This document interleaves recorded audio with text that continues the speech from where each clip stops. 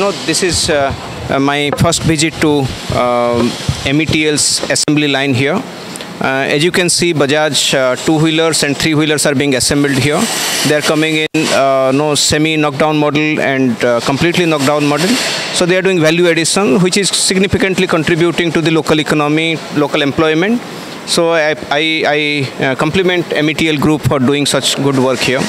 About your question about other automobile products from India coming here, as you know, Indian tractors, Indian trucks, Indian buses, they are also equally popular here. So they have also different kind of projects and different kind of value addition in the local market. I know about few other companies who have their plans to set up assembly line here. Even METL has their plans to add new products other than Bajaj to bring and assemble here. So it would not be right on my part to give the details of other companies' things.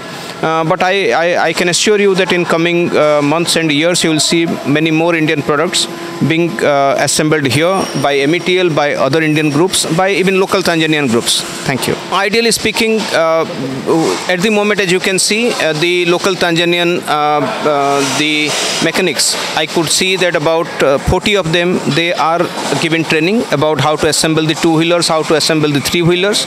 So this is just the beginning. As you know, this plant was commissioned in December 2018.